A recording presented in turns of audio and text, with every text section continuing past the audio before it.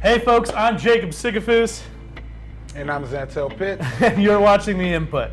On today's show, we'll talk about Pokemon Go, Apple cracking down on its camera usage, and cops saving a sex doll. So let's get into The Input.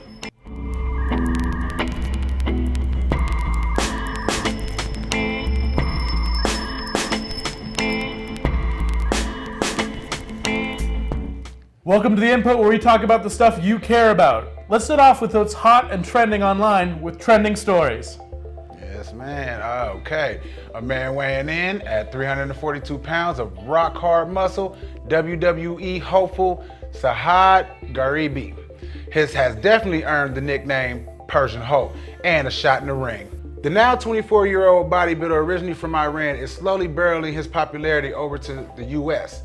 He has reportedly been known to lift an impressive 386 pounds. Okay, the average weight for a baby elephant is just over 200 pounds. That means if this guy wanted to, he could deadlift Dumbo.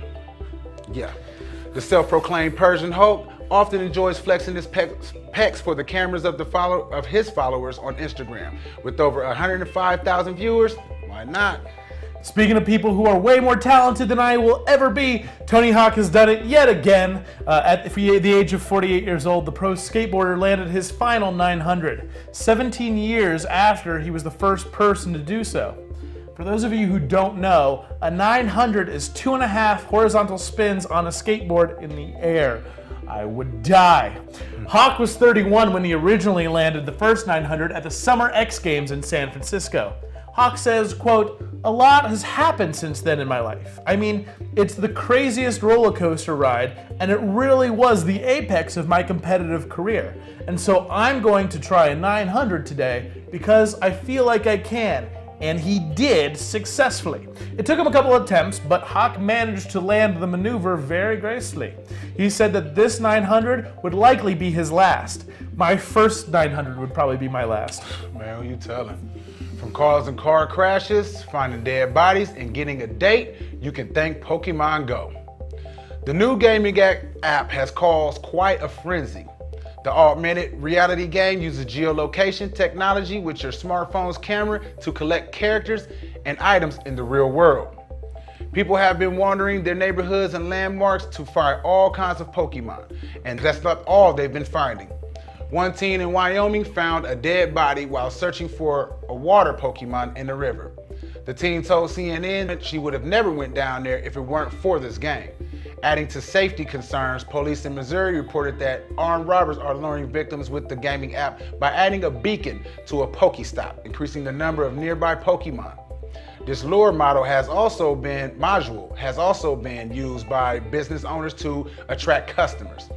If that's not alarming enough, Pokemon Go was the cause of a one-car accident in New York.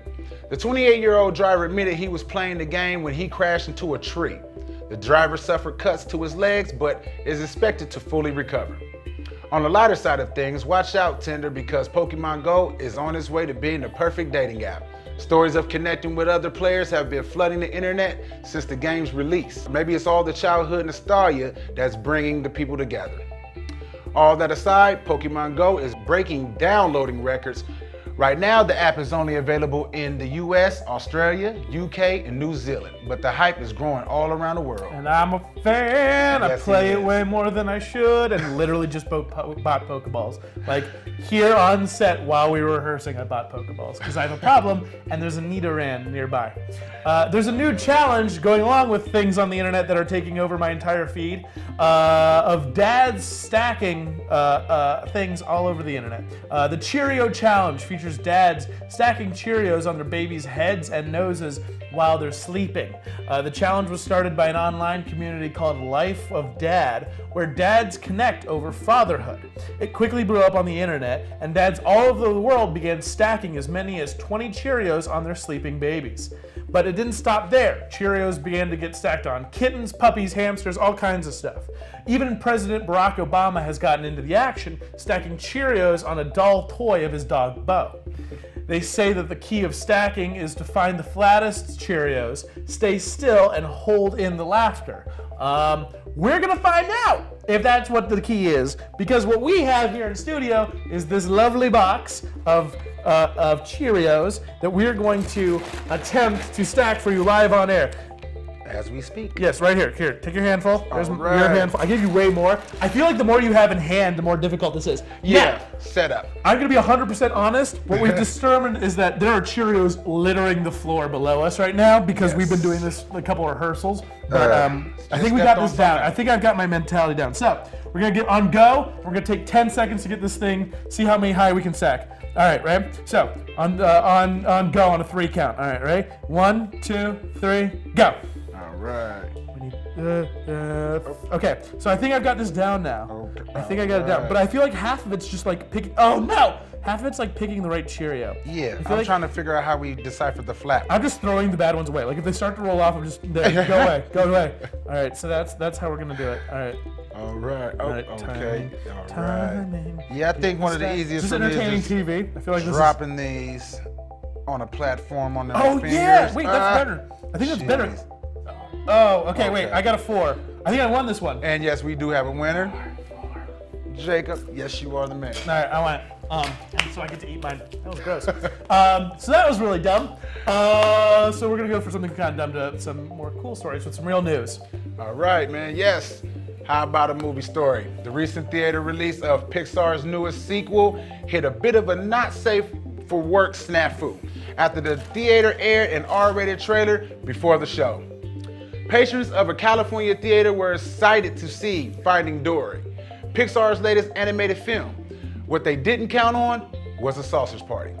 The adult-themed animated film stars Seth Rogen and drops more than its fair share of F-bombs in just the trailer. Needless to say, not so super friendly. Walter Eichinger, VP of Operations at Brendan Concord 14, said, and I quote, "Playing that trailer was a one-time honest mistake by a theater manager moving screens around in effort to accommodate several large last-minute groups wanting to see Dory." You have to think that there were at least a couple of parents who thought it was kind of funny though, right? I mean, here's the thing. As someone who doesn't have children, I can't judge that, but I would laugh. I mean, I've seen the trailer though. It is like, it's one of those things where even with like sitting next to my wife, we just scoot apart. It's that uncomfortable. Moving on, scientists from Mount Desert Island Biological Laboratory and the University of Maine may have found the key to regrowing limbs. In research recently published, it was found that 3 separate species known to regenerate lost limbs all had similarities in their microRNA. The scientists amputated the regenerative limbs of animals and found that the key feature of animals with regenerative capabilities is the formation of a type of tissue called blastema, which is a tissue that can form organs or appendages. Now, while this is nowhere in the near future are we going to be able to do this and actually have it come off, researchers claim that this discovery may be the springboard that leads us to the human limb regeneration, not lib. I still have Cheerios in my mouth, and I'm spitting them out as I talk. No, that's right. Well, you're the winner. Congratulations. Miami-Dade police found roughly $24 million stashed inside the walls of a Miami-based home. $24 million we're talking about, people. Homeowner Luis Hernandez Gonzalez is facing charges of money laundering and marijuana trafficking. According to authorities, Hernandez Gonzalez, Blossom Experience Store, an outdoor gardening business, held in an additional $180,000 and roughly 16 grams of pot. Now the crazy part, Gonzalez has been under investigation since 2010, and sources say he even chatted to an undercover cop about being in the drug gang. Another case of diarrhea of the mouth to me. I mean, that's a real big case of talking too much. I don't know. With the $4 million bond, he better hope he gets some money. He got some money stashed away somewhere else. Police plan on making the record-breaking seizure their own by civil forfeiture laws. That's crazy, man. But it's you know more what? impressive that like with an indoor gardening store, you can make that much money. I know what you're not growing tomatoes in your garage, but still, like, it's a lot of money. And I just look at it as you have got to be, there's a stop point sometime. Sometimes. Jesus. Speaking of things that need to stop, iPhone users may be soon forced to live in the moment and enjoy the show.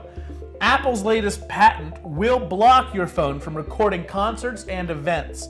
Venues would give off a signal with an infrared emitting device that would prevent every iPhone from taking pictures or recording video.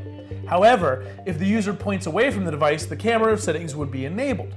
Various artists and comedians have been complaining for years about audiences not putting their phones down to enjoy the show. With leaks and surprise show footage showing up on social media, artists claim that it spoils the events for others. Fans even complain about their view being blocked by someone recording a performance. The patent technology wouldn't just affect concerts and live shows, but also museums and even stores. However, Apple has yet to release if they plan to use this technology or if they just plan to prevent it, others from developing it. I can talk. We got more after this short commercial break, including cops saving a sex doll and the DVDs that are coming out this July.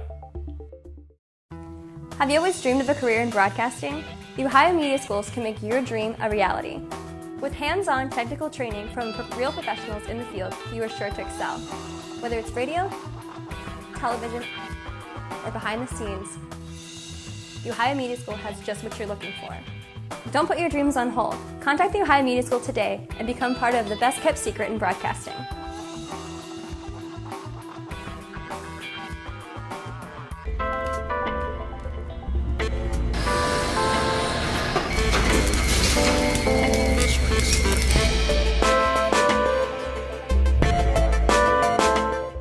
And we're back.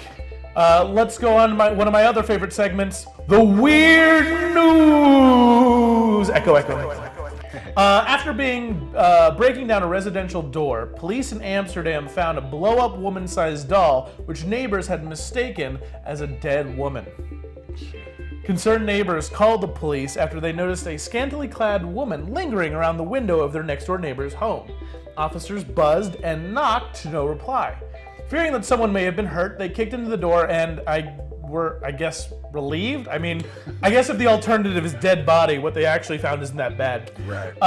Because what they actually found was that the woman neighbors had reported was actually an inflatable sex doll floating up in the air. They then moved the doll to help prevent any future confusion. That's a really awkward conversation to have with your neighbors. Definitely, but how was it floating? Let's not talk about the logistics. Right. Stay in and cool off from this midsummer heat and check out the movies coming out on Blu-ray and DVD this month. By the Sea, Family Fame, I Saw the Light, Belladonna of Sadness, Everybody Wants Some, Green Room, Batman vs. Superman, Dawn of Justice, OJ Made in America, Barbershop, The Next Cut, and Sing Street. Barbershop is actually a pretty good film.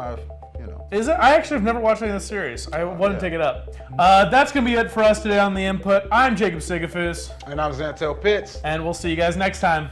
See you later.